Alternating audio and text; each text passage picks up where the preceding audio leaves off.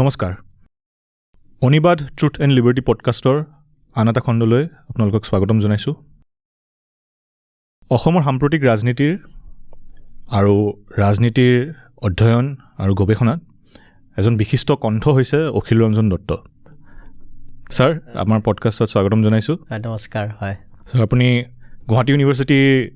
Political science বিভাগৰ অধ্যাপক আৰু তাৰে প্ৰাক্তন হেড অফ দ্য ডিপাৰ্টমেণ্ট আছিলে, মুৰব্বী অধ্যাপক। হয় ছাৰ, আপুনি অসমৰ সাম্প্ৰতিক ৰাজনীতিৰ লগত যিখিনি গৱেষণা হয় আৰু বিজেপি আৰু হিন্দুত্ববাদৰ উত্থানৰ বিষয়ে আপুনি অধ্যয়ন কৰিছে আৰু তাৰ লগত জড়িত যিবোৰ বিষয়সমূহ, ৰাজনীতিৰ বিষয়সমূহ, আপোনাৰ এক বিশেষ কণ্ঠ অসমত, আৰু সেইবাবে আমি আজি কথা পাতিম ৰাজনীতিৰ বিষয়ে আৰু অসমৰ সাম্প্ৰতিক ৰাজনীতিৰ অৱস্থা, আৰু আমি ইনডেপ্থ এটা আলোচনা কৰিম পলিটিকেল ছায়েন্সৰ কনচেপ্টছবোৰৰ বিষয়ে, আৰু বোধহয় আমি ইলেকশ্যনৰ এটা মূল্যায়ন আপোনাৰ পৰা জানিব বিচাৰিম। হয়, গতিকে ছাৰ, পোনপ্ৰথমে মই আপোনাৰ পৰা জানিব বিচাৰিছোঁ, এইকেইদিন আপুনি কি পঢ়ি আছে? কি গ্ৰন্থ হওক বা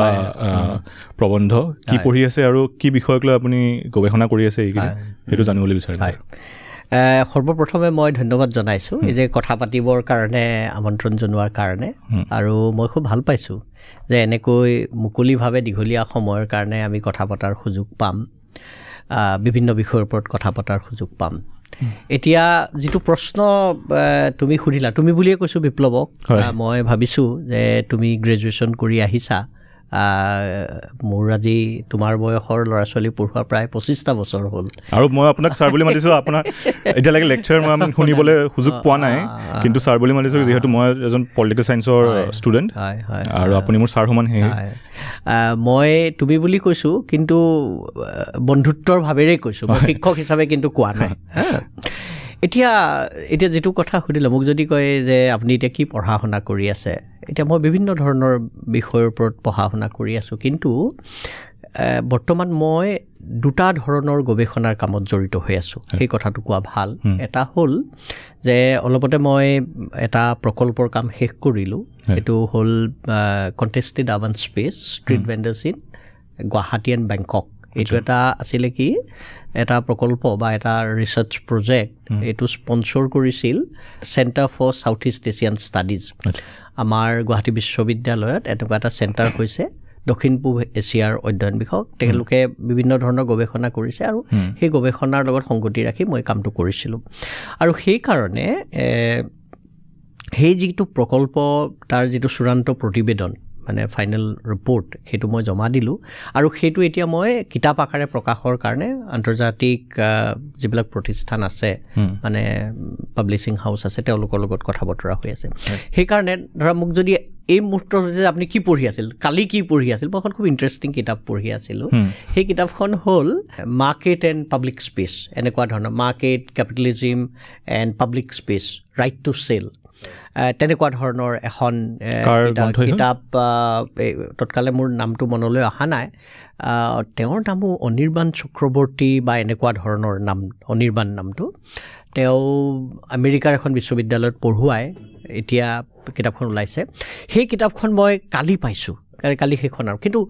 তাৰ অৰ্থটো এনেকুৱা নহয় যে সেই তেনেকুৱা ধৰণৰ কিতাপ মই পঢ়া নাই। ডেভিড হাৰ্ভে বুলি এগৰাকী লেখক আছে, খুব প্ৰখ্যাত লেখক, তেখেত আচলতে এজন জিঅ'গ্ৰাফাৰ, মাৰ্কছিষ্ট জিঅ'গ্ৰাফাৰ। তেখেতে বহু ধৰণৰ কিতাপ পত্ৰৰ কাম কৰিছে। আজি আমি নিউ লিবাৰেলিজিমৰ যে কথা পাতোঁ, তেতিয়া নিউ লিবাৰেলিজিম এ ব্ৰিফ হিষ্ট্ৰী, তেনেকুৱা ধৰণৰ এখন কিতাপ আছে। নিউ ইম্পেৰিয়েলিজিম তেনেকুৱা নামৰ এখন কিতাপ আছে। তাতকৈ গুৰুত্বপূৰ্ণ মানে ৰেবেল চিটি বুলি তেওঁৰ এখন কিতাপ আছে, বা ৰাইট টু দ্য চিটি বুলি তেওঁ যথেষ্ট ধৰণে লেখা মেলা কৰিছে। মোৰ এইকেইদিনত মই যিখিনি পঢ়া শুনা কৰি আছোঁ, তাৰ ভিতৰত অন্যতম কথাটো হ'ল যে এখন নগৰ, চহৰ বা মহানগৰত সাধাৰণ নাগৰিকৰ কি অধিকাৰ থাকে, তেওঁলোকৰ অধিকাৰ থাকে নে নাথাকে, আৰু সাধাৰণ নাগৰিকৰ অধিকাৰ নিৰ্মাণ বা অধিকাৰ কাঢ়ি নিয়াৰ ক্ষেত্ৰত পুঁজিবাদৰ কেনেকুৱা ধৰণৰ ভূমিকা, এই সম্পৰ্কে বিস্তৰভাৱে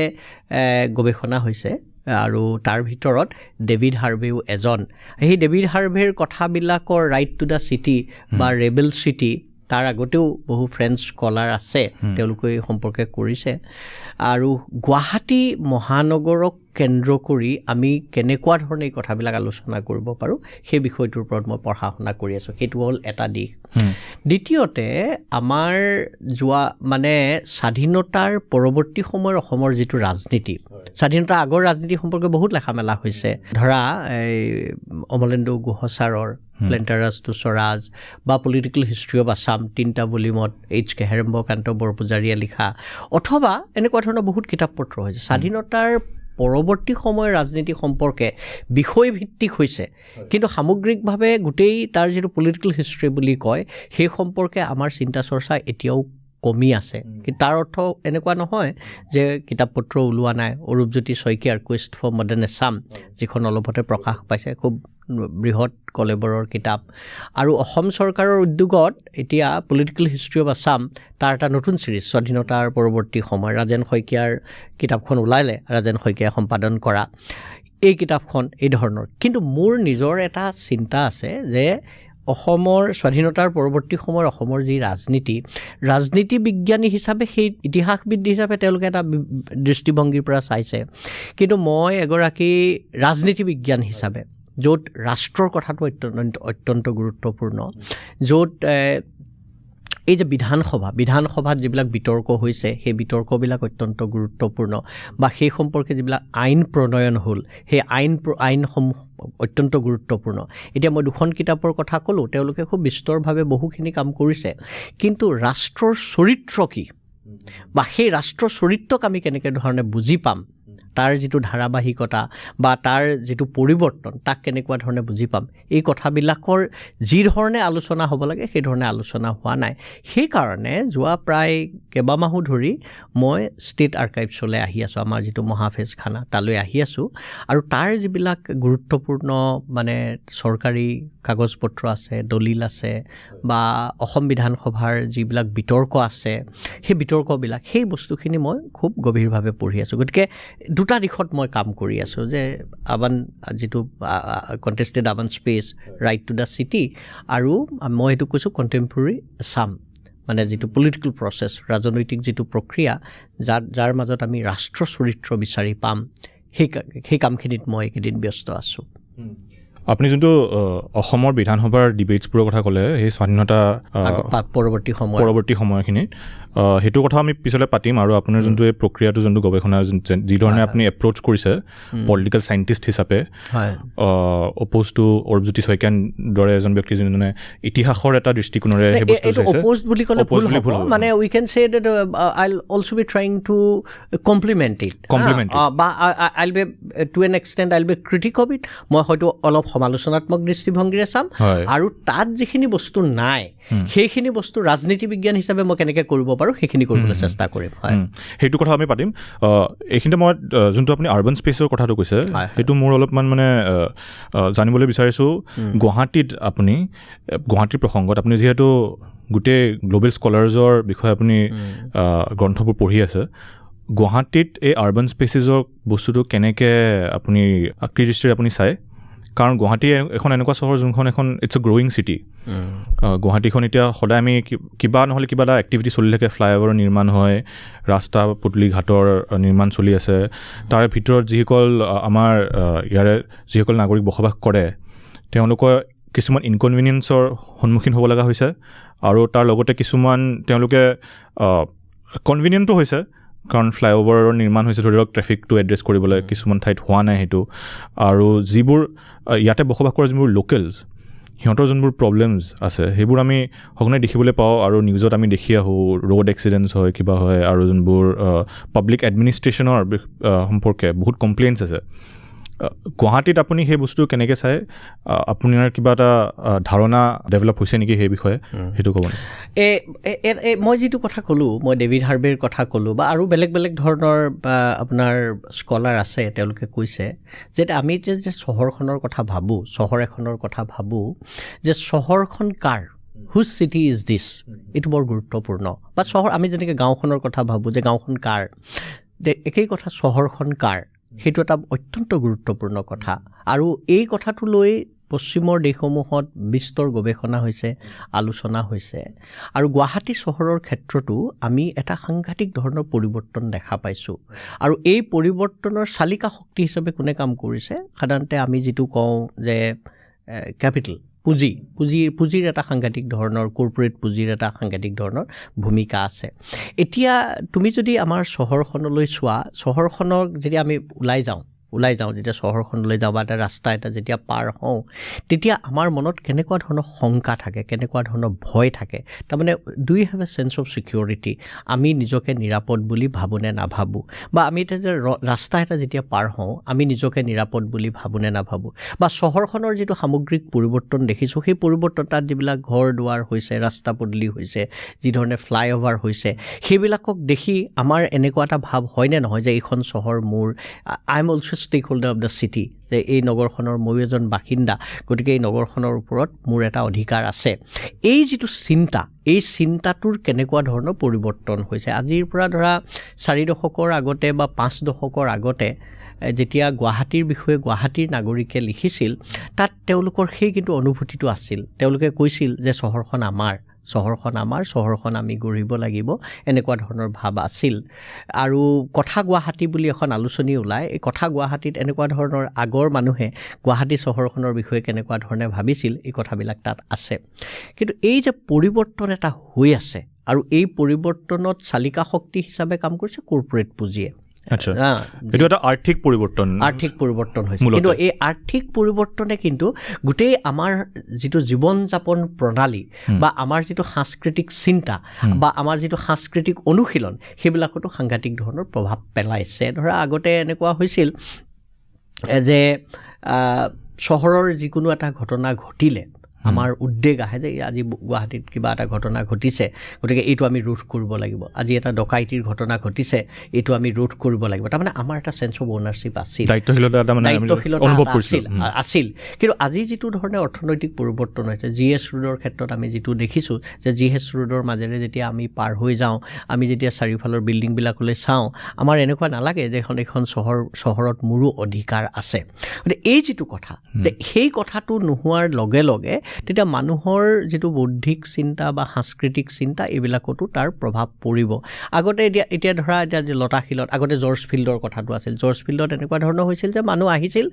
ফুটবল খেলিছিল, ল'ৰা ছোৱালীবিলাকে মুকলিভাৱে ফুটবল খেলিব পাৰিছিল, যিটো অ'পেন স্পেচৰ কথাটো আছিল। এতিয়া বিভিন্ন ধৰণৰ তাত ৰেষ্ট্ৰিকশ্যন আহিছে যে সকলোৱে সোমাব পাৰিবনে নোৱাৰে। আজি লতাশিল ফিল্ডখন মোটামুটি চলি আছে, আৰু লতাশিল ফিল্ডখনৰ কথাটোলৈ আমি যেতিয়া চাওঁ যে তাৰ যিখিনি স্থানীয় মানুহ আছে, উজান বজাৰৰ মানুহ আছে বা লতাশিলৰ যিখিনি মানুহ আছে বা পাণবজাৰৰ মানুহখিনি আছে, তেওঁলোকে এতিয়াও সেই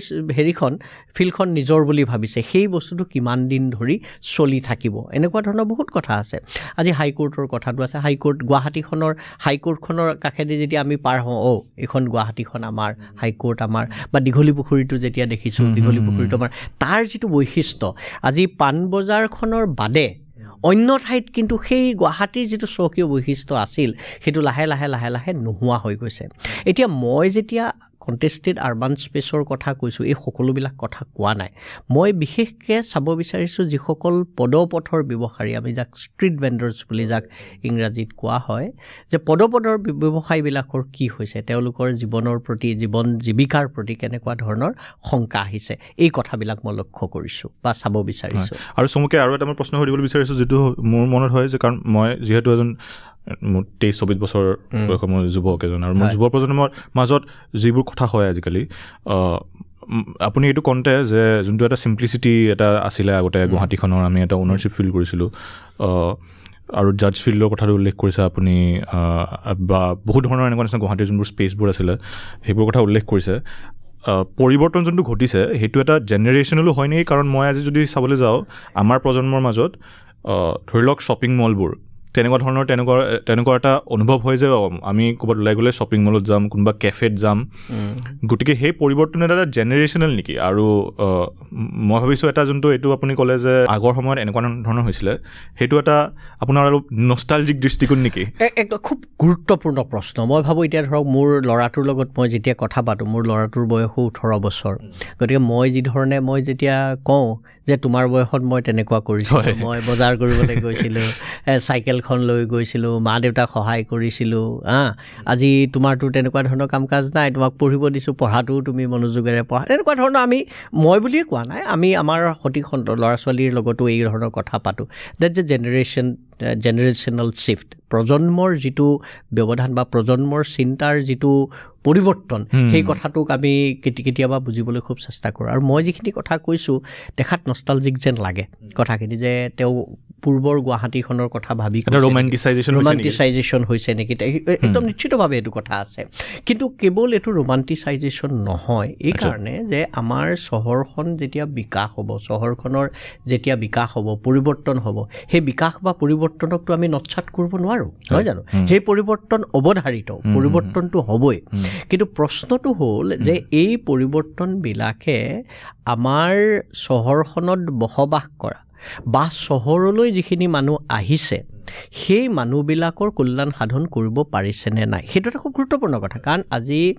if you look at the SDGs, sustainable development goals, তাতো কিন্তু ছাষ্টেইনেবিলিটি অফ দ্য চিটিৰ কথাটো আছে, যে চহৰখন কেনেকৈ বৰ্তি থাকিব। আৰু সেই কথাটো যেতিয়া আহিছে তেতিয়া কিন্তু সকলোৰে সুবিধা হোৱাকৈ, জীৱন জীৱিকাৰ সুবিধা হোৱাকৈ বা তেওঁলোকৰ চলাচলৰ সুবিধা হোৱাকৈ চহৰখন গঢ়িব লাগিব। মই যেতিয়া এই কথাটো কৈছোঁ যে এনেকুৱা ধৰণৰ আছিল বা পাব্লিক স্পেচ আমাৰ এনেকুৱা আছিল, নোহোৱা হৈছে, তাৰ অৰ্থটো এনেকুৱা নহয় যে পাব্লিক স্পেচ আকৌ ক্ৰিয়েট কৰা নাই। পাব্লিক স্পেচ ক্ৰিয়েটো কৰিছে, বিভিন্ন ঠাইত চহৰৰ পৰা আঁতৰলৈ গৈ তেনেকুৱা ধৰণৰ মুকলি ঠাই আমাৰ হৈছে। আগতেতো কলাক্ষেত্ৰ নাছিল, এতিয়া কলাক্ষেত্ৰ আছে। বা আমাৰ যিটো পুৰণি DC বাংলো আছিল,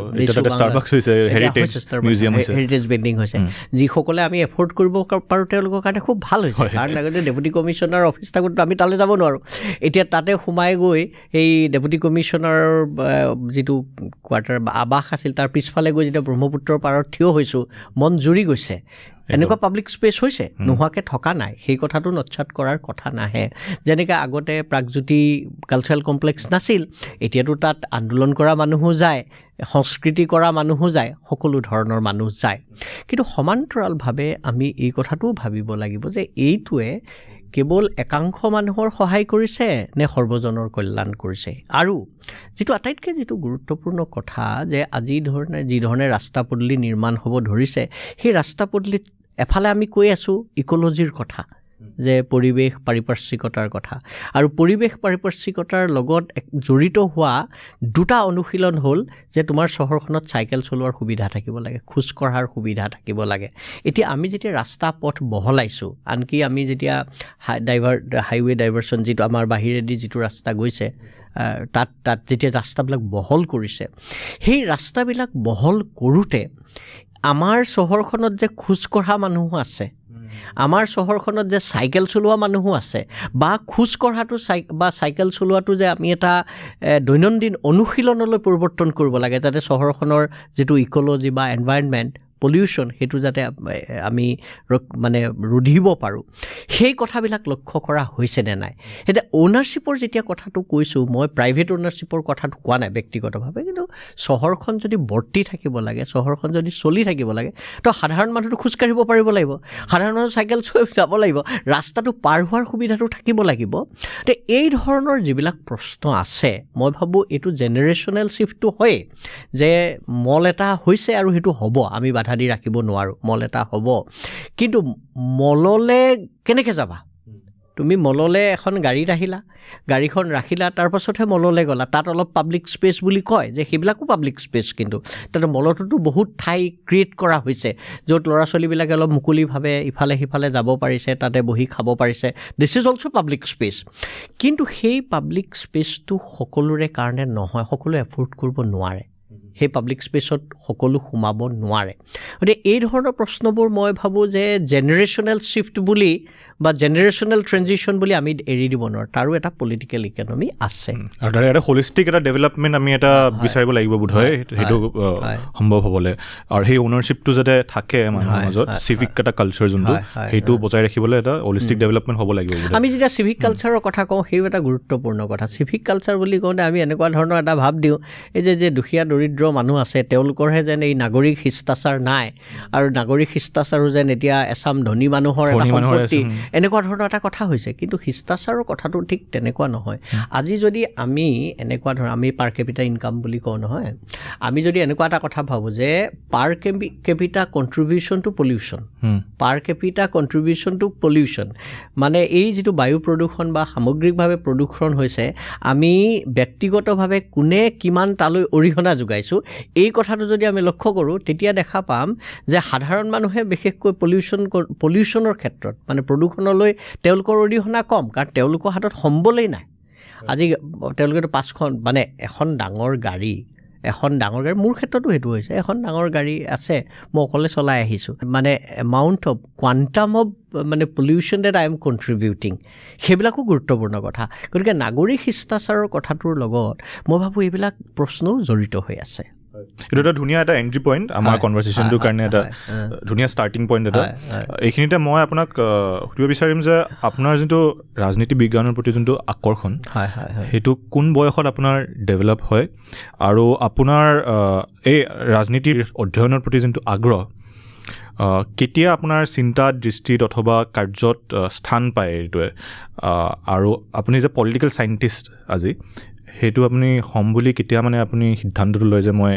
পলিটিকেল চায়েন্সৰ গৱেষণা কৰিম হয় এতিয়া তাত দুটা কথা আছে যে সামগ্ৰিকভাৱে ৰাজনীতিৰ প্ৰতি মোৰ ৰাজনৈতিক চিন্তাৰ প্ৰতি মোৰ ধাউতি বা সেই সম্পৰ্কে বুজাৰ যিটো প্ৰৱণতা সেইটো মোটামুটি মোৰ স্কুলীয়া দিনৰ পৰা আছে আমি যেতিয়া স্কুলত পঢ়িছিলোঁ তেতিয়া অসম আন্দোলনৰ সমাপ্তি হৈছে আৰু অসম আন্দোলনৰ সমাপ্তিৰ পাছত বিভিন্ন যেতিয়া সভা সমিতি হৈছিল তেতিয়া সেইবিলাকত আমি এটা সৰু অঞ্চলৰ গ্ৰাম্যাঞ্চলৰ পৰা আহিছোঁ আৰু গ্ৰাম্যাঞ্চলত হয় কি ল'ৰা ছোৱালীয়ে যদি অলপ পঢ়া শুনাত ভাল কৰিছে তেওঁক যথেষ্ট গুৰুত্ব দিয়ে আৰু তেতিয়াৰে পৰা এই ৰাজনৈতিক কথাবিলাকত মোৰ যথেষ্ট ৰাপ আছিল মই যেতিয়া এতিয়াও মনত পৰে যেতিয়া মই 9-10ত পঢ়িছিলোঁ অসম আন্দোলন ঠিক শেষ হৈছে সেইটো সময়ত আমাৰ গাঁৱততো আমি ইমানকৈ বাতৰি কাগজ নাপাওঁ মোৰ গাঁৱৰ পৰা মোৰ চহৰ খণ্ডকুৱাখানা চহৰলৈ প্ৰায় 6 কিলোমিটাৰ তেতিয়া আমি কৰিছিলোঁ কি এই বেছিকৈ আমি ৰেডিঅ' বাতৰি শুনিছিলোঁ মই এই কথাটো এইকাৰণে ক'ব বিচাৰিছোঁ যে ৰেডিঅ' বাতৰি শুনিও পৃথিৱীৰ কিন্তু বহুত খবৰ ৰাখিছিলোঁ মোৰ এতিয়াও মনত পৰে যে 1988 চনত নে কোনটো সময়ত যেতিয়া মিখাইল গৰ্বাচভ ভাৰতলৈ আহিছিল সেইটো সময়তো মিখাইল গৰ্বাচভ বুলি ক'লে এটা সাংঘাতিক ধৰণৰ আমাৰ কাৰণে এটা বৰ বেলেগ ধৰণৰ এক্সাইটমেণ্ট USSRৰ তেওঁ তেতিয়া প্ৰেছিডেণ্ট ছেক্ৰেটাৰী জেনেৰেল কমিউনিষ্ট পাৰ্টিৰ সেইটো সময়ত আহিছিল আমাৰতো টেলিভিশ্যন নাছিল গতিকে আমি ৰেডিঅ'ত কথাবিলাক শুনিছিলোঁ আৰু তেতিয়া ছোভিয়েট দেশ বুলি এখন আলোচনী আছিল আমাৰ গাঁৱলৈ কিবা কাৰণে ছোভিয়েট দেশৰ আলোচনীখন গৈছিল গতিকে সেইবিলাক ছবি তবি মেলি চাইছিলোঁ সেইবিলাক আৰু পৃথিৱীত সেইটো সময়ত যিবিলাক ঘটনা ঘটিছিল সেইটো সময়ত আফ্ৰিকাত বহুত ঘটনা ঘটিছিল এটাটো আছিল দক্ষিণ আফ্ৰিকাত ঘটা ঘটনা নেলছন মেণ্ডেলাক লৈ যিমান ধৰণৰ বাতৰি ওলায় সেইবিলাক আমি খুব মন দি শুনিছিলোঁ বিশেষকৈ মই মন দি শুনিছিলোঁ আৰু শীতল যুদ্ধৰ কাল তেতিয়া শীতল যুদ্ধৰ কথাবিলাকো আছিল আৰু নামিবিয়াৰ স্বাধীনতা যুদ্ধ এতিয়াও মোৰ মনত পৰে যে নামিবিয়া সম্পৰ্কে খুব শুনিছিলোঁ আৰু আগতে বাতৰি শুনিলে খুব এটা ইণ্টাৰেষ্ট লাগে খুব ভাল লাগে যেতিয়া কয় যে ND তিৱাৰী নাৰায়ণ দত্ত তিৱাৰী তেতিয়া তেওঁ বোধহয় এটা সময়ত এক্সটাৰ্নেল এফেয়াৰ্ছ মিনিষ্টাৰো আছিল নেকি কমাৰ্চৰ মিনিষ্টাৰ আছিল বাণিজ্য দপ্তৰৰ গতিকে তেওঁ বোলে গৈছে বিদেশলৈ গৈছে আৰু বিমানবন্দৰত তেখেতে সাংবাদিকক সম্বোধন কৰি এনেকুৱা ধৰণৰ কথা ক'লে তেতিয়া বাতৰি কাকতত পঢ়িবলৈ নাপাওঁ বা দেখিবলৈ নাপাওঁ কিন্তু সেইবিলাক মই খুব অনুশীলন মানে সেইবিলাক ফ'ল' কৰিছিলোঁ মই সেইবিলাক শুনিছিলোঁ গতিকে সেইটো সময়তে ধৰক এতিয়াও মোৰ সিমানখিনি কিন্তু মানে দখল নাই স্কুলত পঢ়োঁতে যিখিনি দখল আছিল ধৰা আফ্ৰিকাত কি ঘটনা ঘটি আছে দুটা বাতৰি সেইটো সময়ত হয় এটা হ'ল দিল্লীৰ পৰা পঢ়া বাতৰি ৰাতিপুৱা 7টা পাছত আৰু সন্ধিয়া 7টা পাছত আৰু আঞ্চলিক বাতৰি ৰাতিপুৱা 9 বজাত আৰু সন্ধিয়া 7:45 এই দুটা বাতৰি খুব মানে আজি কথাটো ভাবিলে ভালো লাগে আৰু কিন্তু সেই সম্পৰ্কে কিন্তু মোৰ এৱাৰনেছ সাংঘাতিক ধৰণৰ আছিল গতিকে ৰাজনীতিৰ প্ৰতি যিটো মোৰ যিটো ধাউতি সেই ধাউতি তেনেকুৱা ধৰণে বাঢ়িছিল আৰু পৰৱৰ্তী সময়ত যিহেতু এটা সামাজিক স্পেচ পাইছিলোঁ ছ'চিয়েল স্পেচ পাইছিলোঁ কথা কোৱাৰ এটা সৰু ঘটনা কওঁ তেতিয়া কথাটো অলপ মই 1988 চনত এই কটন কলেজত নামভৰ্তি কৰিলোঁ নামভৰ্তি কৰিয়ে মই এই Rajanikanta Bordoloi hostel cosmo hostel বুলি কৈছিল তাত RKB তাতে মই আৱাসী হিচাপে হেৰি কৰিলোঁ 88 চন তেতিয়া তাৰমানে 3 বছৰ হৈ গৈছে অসম চুক্তি সম্পাদন কৰা সেইদিনা 15 আগষ্ট মই 11 আগষ্ট তাৰিখে হোষ্টেলত সোমাইছোঁ 15 আগষ্ট স্বাধীনতা দিৱস সেইদিনা হোষ্টেলত আৱাসত পতাকা উত্তোলন হ'ব আৰু পতাকা উত্তোলন হোৱাৰ পাছত এটা তাত বক্তৃতা দিব লাগিব হা এতিয়া কথাটো হ'ল তেতিয়া সেইবাৰ আৱাসৰ যিগৰাকী অধীক্ষক ছুপাৰিণ্টেণ্ডেণ্ট নাৰায়ণ শৰ্মা ছাৰ তেখেতে কিবা কাৰণে ভাবিলে যে এইবাৰ তেখেতে বক্তৃতাটো নিদিয়ে যে নতুন যিসকল আহিছে তেওঁলোকৰ ভিতৰৰে কোনোবা এজনে এটা বক্তৃতা দিব লাগিব মই নাজানো কি কাৰণে মোক নিৰ্বাচন কৰিলে নিৰ্বাচন কৰাৰ কাৰণটো হয়তো এনেকুৱাও হ'ব পাৰে এইটো হোষ্টেলততো কিছু ৰেগিং হয়েই গতিকে ছিনিয়ৰবিলাকে বিভিন্ন ধৰণৰ প্ৰশ্ন সোধে আৰু প্ৰশ্ন সুধি দেখিলে যে এওঁ ৰাজনীতি সম্পৰ্কে এওঁ বহু কথা খবৰ ৰাখে ময়ো আৰু এটা আমাৰ প্ৰদৰ্শনকামিতা আছে এক্সিবিশ্যনিষ্ট এটা টেণ্ডেঞ্চি আছে মোৰ এতিয়াও আছে সেইটো নিজৰ কথা কৈ ভাল পাওঁ সেইটো ভালেই হওক বেয়া হওক গতিকে সেইটো আছিল থকা কাৰণে কি হ'ল ময়ো যিমান পাৰোঁ কৈ আছোঁ আৰু তেওঁলোকক সেইবিলাক ইনফৰ্মেশ্যন তেওঁলোকৰ হাততো নাছিল নামিবিয়াৰ স্বাধীনতা আন্দোলন সেইটো সময়ত কি পৰ্যায়ত আছে কোনে আলোচনা কৰিছে নন এলাইন যিবিলাক পাৱাৰ্ছ আছে তেওঁলোকে কি কৰিছে ৰাষ্ট্ৰসংঘত সেই সম্পৰ্কে কি আলোচনা হৈছে সেই কথাবিলাক তেওঁলোকো সিমান সেই সম্পৰ্কে পৰিচিত নহয় কিন্তু মই গাঁৱৰ পৰা আহিছোঁ গাঁৱৰ পৰা আহি তেওঁলোকে দেখিছে যে এনেকুৱা ধৰণৰ কথা কৈ আছে বোধহয় ছুপাৰিণ্টেণ্ডেণ্টে কথাটো গম পাইছে গম পাই মোক সেইদিনা এটা বক্তৃতা দিব দিলে যে এই বিষয়টোৰ ওপৰত আজি তুমিয়েই কোৱা তেতিয়াও মোৰ মনত পৰে যে সেই কথাটো মই দুটা কৈছোঁ যে অসমৰ ক্ষেত্ৰত এই 15 আগষ্টৰ দুটা তাৎপৰ্য এটাটো আমি স্বাধীনতা দিৱস 2 নম্বৰ অসম চুক্তি 15 আগষ্টতেই সম্পাদিত হৈছে গতিকে অসমৰ আঞ্চলিকতাবাদী ৰাজনীতিৰ কাৰণেও এইটো এটা অত্যন্ত গুৰুত্বপূৰ্ণ কথা গতিকে সেইটো হ'ল মানে বিষয়ৰ প্ৰতি ধাউতি মানে ৰাজনীতিৰ প্ৰতি ধাউতি আৰু ৰাজনীতি বিজ্ঞান কেনেকৈ পঢ়িম কিয় পঢ়িম সেইটো অলপ এক্সিডেণ্টেল ইন দ্য চেন্স যে সেইটো সময়ত ৰাজনীতি বিজ্ঞান পঢ়া মানুহক বৰ ভাল চকুৰে নাচাইছিল তেতিয়া এনেকুৱা ধৰণৰ এটা ভাৱ আছিল ৰাজনীতি বিজ্ঞানটো একেবাৰে সহজ বিষয় আৰু এইটো বিষয়ত পঢ়িলে ঢেৰ নম্বৰ পায় আৰু চোকা ল'ৰা ছোৱালী এইবিলাক বিষয় নপঢ়ে এইটো বৰ বেলেগ ধৰণৰ সেইটো তুমি বুজি নাপাবা আমাৰ আমি কাৰণ কলেজত এইটো বস্তু পোৱা নাই সেইটো তোমালোকে পোৱা নাই মই পাইছোঁ মই হায়াৰ ছেকেণ্ডেৰীত মই মেট্ৰিকত মোৰ 75% তেনেকুৱা আছিল হায়াৰ ছেকেণ্ডেৰীত মই ষ্টেণ্ড কৰিলোঁ তেতিয়া 10 জনৰ ভিতৰত আহিলোঁ তেতিয়া এনেকুৱা ধৰণৰ আছিল যে যিবিলাক ল'ৰা ছোৱালীয়ে ষ্টেণ্ড কৰে বা ভাল ৰিজাল্ট কৰে তেওঁলোকৰ প্ৰথম মানে পচন্দ হয় ইংৰাজী ফাৰ্ষ্ট প্ৰায়ৰিটি তেনেকুৱা আছিলে আগতে বস্তুটো আমাৰ পঢ়া সময়লৈকে আছিলে আৰু খুব বেছি ইকনমিক্স তাৰপাছত হিষ্ট্ৰী আৰু যদি দেখে যে একো বলে পৰা নাই তেতিয়া পলিটিকেল চায়েন্স ঠিক আছে মই নাজানো কি কাৰণে প্ৰথমতে ইকনমিক্সতে মই ফৰ্ম ফিল আপ কৰিছিলোঁ তাৰপিছত ভাবি চিন্তি মই চালোঁ মই গণিতত বৰ ভাল নহয় মেথমেটিক্সত ভাল নহয় গতিকে মই পলিটিকেল চায়েন্স পঢ়িলোঁ 3 বছৰ কটনত আৰু সেই সময়তে বিষয়টোৰ প্ৰতি মোৰ সাংঘাতিক বিতুষ্টি আই ৱাজ নট এনজয়িং ৰিমেম্বাৰ মোৰ খুব ধৰণৰ এটা হতাশা আহিছে যে কি বিষয় পঢ়িলোঁ বিষয়টো পঢ়িটো ভাল লগা নাই এইটো মানে আপোনাৰ চাৰ্কলত হৈ থকা ডিছকাশ্যনটোৰ কাৰণে যে পলিটিকেল চায়েন্সত যি দৃষ্টিৰে চোৱা গৈছিলে সেইটোৰ কাৰণে এনে আপুনি নিজেও মানে পঢ়ি পেলাই যোনবোৰ পাঠবোৰ পঢ়িছিলে আপুনি ভাল পোৱা নাছিল ভাল এইকাৰণে পোৱা নাছিলোঁ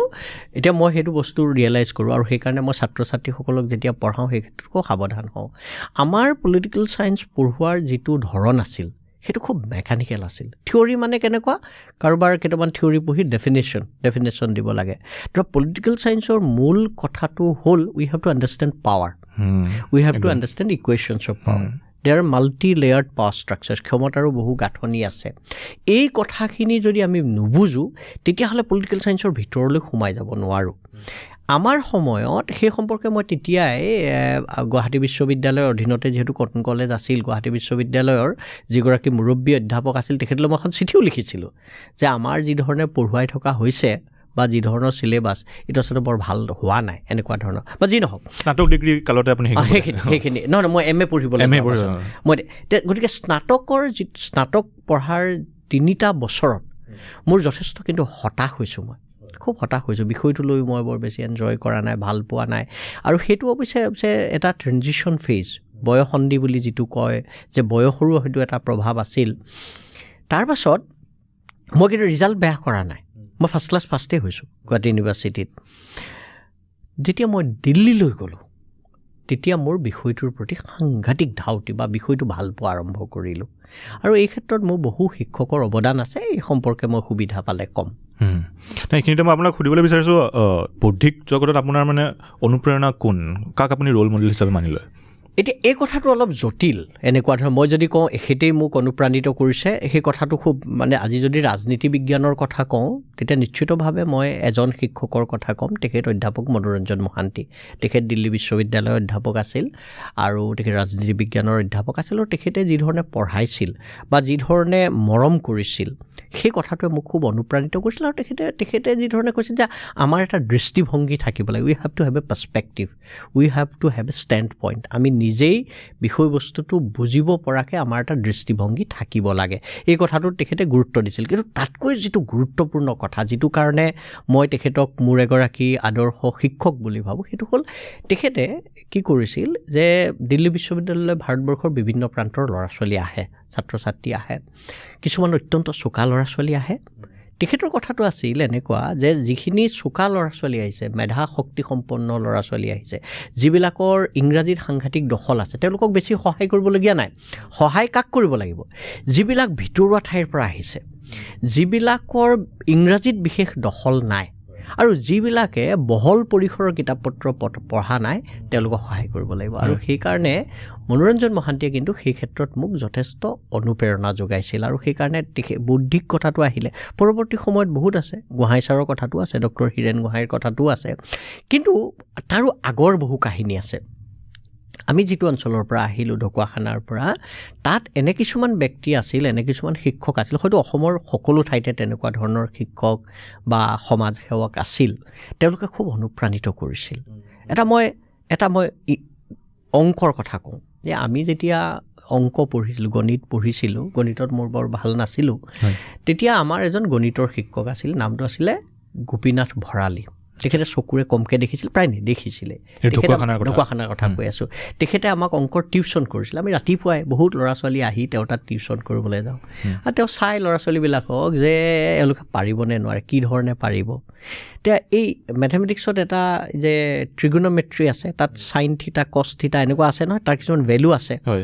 ক'ৰবাত 90 ক'ৰবাত 60 এতিয়া তেখেতে চালে যে কেনেকৈ পঢ়ালে এওঁলোকে বুজিব তেতিয়া তেওঁ এটা গণিতৰ এটা পদ্য লিখিছিল এই যে চাইন থিটা কছ থিটাৰ ভেলু কি হ'ব এইটো এনেকুৱা আছিল 0ত 0 ল'বা 30ত ল'বা আধা সমকোণত 1 ল'লে নাই কোনো বাধা সমকোণৰ আধাত ল'বা আধাৰ বৰ্গমূল পৌন একৰ বৰ্গমূল 60ত নহয় ভুল এতিয়া চোৱা সেইটো মই 87-88ত পঢ়া তাৰপিছততো গণিত এৰিলোঁ সেই প্ৰভাৱটো মোৰ কিন্তু আছে ঠিক তেনেকুৱা ধৰণে আমাৰ গাঁৱৰ যিসকল প্ৰধান শিক্ষক আছিল স্কুলৰ যিসকল শিক্ষক আছিল বহুত কটনৰ গ্ৰেজুৱেট আছিল তেওঁলোকে কৰিছিল কি যে আমাৰ এগৰাকী শিক্ষক আছিল তেখেতৰ নাম মানিক চমুৱা আমাৰ কিন্তু গাঁৱৰ স্কুলতে তেখেত কটনৰ গ্ৰেজুৱেট আছিল এতিয়া আমাৰ স্কুলবিলাকৰ অধিৱেশন হয় স্কুলৰ অধিৱেশনৰ শেষৰ দিনা তেখেতে এটা বক্তৃতা দিয়ে আমি তেতিয়া স্কুলত পঢ়োঁতেই সৰু আমি সেই বক্তৃতাটো শুনিবলৈ যাওঁ ইমান ভালকৈ কথাখিনি কয় আৰু তেখেতে অসমীয়া আৰু ইংৰাজী সমানে কয়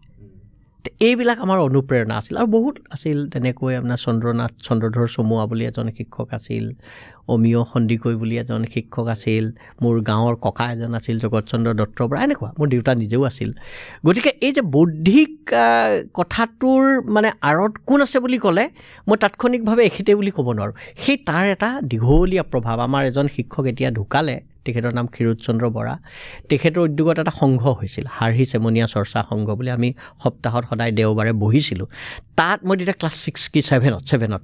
মোক তাৰ সম্পাদক পাতিছিল প্ৰতিষ্ঠাপক সম্পাদক মানে ফাউণ্ডিং ছেক্ৰেটাৰী অফ কিমান বয়স আপোনাৰ তেতিয়া মই ক্লাছ 7ত পঢ়োঁ 7ত পঢ়িলে কিমান 13 বছৰ বা 12 বছৰ বয়সত কিন্তু আমাক অবাধ স্বাধীনতা দিছিল যে তুমি কথাটো নিজেই ক'ব লাগিব দেই তুমি এখনৰ সভাপতি হ'ব সভাপতি তুমি চলাব লাগিব বা সভাপতিত্ব কৰিব লাগিব গতিকে মই ভাবোঁ সেইবিলাকৰো কিন্তু প্ৰভাৱ আছিল আৰু এইখিনি মই সুধিবলৈ বিচাৰিছোঁ যে আপোনাৰ যিটো কথা ক'লে আপুনি আপোনাৰ শিক্ষকসকলে এটা ক্ৰিয়েটিভ পদ্ধতি এটা লৈ পেলাই আপোনাক শিকাবলৈ তেওঁলোকে প্ৰয়াস কৰিছিলে আৰু আজি আমি যিহেতু দেখোঁ যে এটা এক্সামৰ প্ৰতি এটা মানে এটা অবছেশ্যন হৈ গৈছে যে এক্সাম চেণ্ট্ৰিক হৈ গৈছে নেকি এডুকেশ্যন চিষ্টেমটো আৰু অসমতে ভাৰতবৰ্ষতে আৰু অসমতো বিশেষকৈ নম্বৰৰ প্ৰতি যোনটো এটা মানে অবছেশ্যন যে ইমান নম্বৰ পাবই লাগিব আৰু যোনটো মাৰ্কছ ইনফ্লেশ্যন বুলি কোৱা যায় আজিকালি দিল্লী ইউনিভাৰ্চিটি যদি পঢ়িবলৈ গ'লে স্নাতক ডিগ্ৰীৰ বাবে যদি পঢ়িবলৈ যাওঁ কিছুমানৰ কাট অফ এতিয়া বাৰু CUET আছে এটা চেণ্ট্ৰেলাইজ হৈছে কিন্তু তাৰ পূৰ্বে কাট অফবোৰ 100% 99% এনেকুৱা নিচিনা কিন্তু তাতে যে ক্লাছৰুমৰ ভিতৰত স্কুলৰ পৰ্যায়ৰ পৰাই ইউনিভাৰ্চিটি কলেজ পৰ্যায়লৈকে যোনটো এটা অল্টাৰনেটিভ এটা যোনটো ক্ৰিয়েটিভ ৱে অফ মানে থিংকিং আৰু ক্ৰিটিকেল থিংকিং আৰু তাৰ লগতে যোনবোৰ ডিছকাশ্যনছ ক্লাছৰ ভিতৰত যাতে আলোচনা হয় আপুনি যেনেকৈ সুযোগ পাইছিলে বক্তৃতা প্ৰদান কৰিবলৈ সেইবোৰ অপৰচুনিটি কিমান গুৰুত্বপূৰ্ণ আজিৰ দিনত মই ভাবোঁ সেইবোৰ বহুত গুৰুত্বপূৰ্ণ কিন্তু যিটো নম্বৰৰ প্ৰতি যিটো স্পৃহা যে আমি যিটো কৈছোঁ অবচেশ্যন উইথ মাৰ্কছ এনেকুৱা কথা নহয় যে সেইটো আগতে নাছিল আগতেও সেইটো আছিল সেইটো আগতে আছিল কিন্তু সেইটো সময়ত কথাটো আছিল যে মানুহে চবেই মানে এইটো প্ৰতিষ্ঠানতেই যাব লাগিব কটন কলেজলৈ আহিবলৈতো চবৰে ধাউতি আছিল বিভিন্ন ঠাইৰ পৰা আহিছিল কিন্তু এই যিটো মাৰ্কছ অবচেশ্যন এই কথাটোৰ লগত কিন্তু প্ৰাইভেটাইজেশ্যন অফ এডুকেশ্যনৰো সম্পৰ্ক আছে আজি যিবিলাক আগতে আমি যেতিয়া এতিয়া পাব্লিক স্কুল এখনত সেই অবচেশ্যনটো কম কাৰণ বিভিন্ন বৰ্গৰ ল'ৰা ছোৱালী আহে তালৈ কিছুমান অতি চোকা ল'ৰা ছোৱালী আহে কিছুমান অলপ পঢ়া শুনা কমকৈ কৰা ল'ৰা ছোৱালী আহে কিছুমান খুব ভাল পৰিয়ালৰ পৰা আহে কিছুমান খুব দুখীয়া পৰিয়ালৰ পৰা আহে এতিয়া with the process of privatisation of এডুকেশ্যনৰ লগে লগে হৈছে কি যে শিক্ষানুষ্ঠানবিলাকো this has also' become class centric institution মানে শ্ৰেণীগত শৈক্ষিক প্ৰতিষ্ঠান হৈছে এতিয়া ধৰা চবতে সেইটো কথা হোৱা নাই যে আমাৰ অসমতো স্থানীয় মানুহে বহুত প্ৰাইভেট স্কুল কৰিছে সেইবিলাকত সেই প্ৰৱণতাটো কম আছিল বা কম কিছু পৰিমাণে কম বুলি এতিয়াও ভাবোঁ কিন্তু যিবিলাক কৰ্পৰেট স্কুল হৈছে আজি দিল্লী পাব্লিক স্কুলেই কওঁ বা ৰয়েল গ্ল'বেল স্কুলেই কওঁ বা এই ধৰণৰ যিবিলাক সৰলা বিৰলা স্কুল বুলিয়েই কওঁ এই ধৰণৰ যিবিলাক স্কুল হৈছে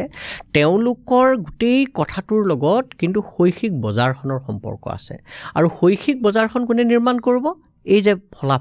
ফলাফলৰ ভিত্তিতহে সেই বস্তুটো হ'ব গতিকে সেইটো মাৰ্কছ অবচেশ্যনটো আপোনাৰ এনেকুৱা ঘটনাওতো ঘটিছে আজি এখন স্কুলত এডমিশ্যনটোৱে লৈছে সেইখন স্কুলত যথেষ্ট টকা পইচা এডমিশ্যন দি লোৱাৰ পাছতো কিন্তু এজন ছাত্ৰই প্ৰাইভেট টিউশ্যন মানে যিবিলাক হাউচেছ হৈছে সেইবিলাকত কিন্তু তেওঁ ৰাতিপুৱাৰ পৰা গধূলিলৈকে পঢ়া শুনা কৰি আছে গতিকে অবচেশ্যন উইথ মাৰ্কছৰ লগত কিন্তু এই প্ৰশ্নবিলাকো জড়িত হৈ আছে এতিয়া কথাটো আহিল যে সেইটোৱে কিন্তু আমাক সকলোকে মই যদিও I am very critical about it কিন্তু when I look at my children মোৰ ল'ৰা ছোৱালীকেইটালৈ যেতিয়া চাওঁ তেতিয়া কিন্তু মোৰ ক্ৰিয়েটিভ প্ৰডাক্টিভ অ'পেন এই কথাবিলাক তল পৰি মোৰ ল'ৰাটোৱে ভাল ৰিজাল্ট কৰিব নে নকৰে সেই কথাটোত বেছি মানে প্ৰাধান্য পোৱা হয় কাৰণ মোৰো ইচ্ছা আছে মই মানে মোৰ বুলি যেতিয়া কৈছোঁ মই মানে ব্যক্তিগতভাৱে মোৰ কথা কোৱা নাই সামগ্ৰিকভাৱে কথাটো কৈছোঁ আমাৰো ইচ্ছা যে আমাৰ ল'ৰাটোৱে এটা ভাল প্ৰতিষ্ঠানত দিল্লী বিশ্ববিদ্যালয়ত পঢ়াৰ সুযোগ পাব লাগে বা নেশ্যনেল ল' ইউনিভাৰ্চিটিত পঢ়াৰ সুযোগ পাব লাগে আৰু সেইটো কিন্তু নম্বৰৰ ভিত্তিতেই পাব গতিকে এনেকুৱা এটা পৰিৱেশ সৃষ্টি হৈছে অৰ্থাৎ অভিভাৱকসকলৰ পৰা সেই ডিমাণ্ডটো আছে কাৰণে তাৰ ছাপ্লাই হৈছে মাৰ্কেট ফৰ্চেছৰ জৰিয়তে আৰু কাৰণ এইটো ৰেচিপ্ৰকেল মাৰ্কেট হেজ ক্ৰিয়েটেড এনভাইৰনমেণ্ট মাৰ্কেটে বজাৰখনে এনেকুৱা এটা পৰিৱেশ সৃষ্টি কৰিছে তাৰ ভিতৰতে ডিমাণ্ডো আছে ডিমাণ্ড আছে মানে demand is also' now being manufactured মানে ডিমাণ্ডটোতো নিজেই নহয় আমি সেই কথাটো জনা উচিত যে চাহিদা নিজেই নহয়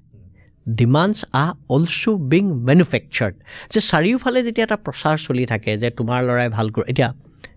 যদি গম পায় যে মোৰ ল'ৰাটো ক্লাছ 12ৰ পৰীক্ষা দিব তেতিয়া অট'মেটিক এই চেণ্টাৰবিলাকৰ পৰা বা টিউশ্যন যিবিলাক চেণ্টাৰ আছে বা এনেকুৱা ধৰণৰ প্ৰতিষ্ঠান আছে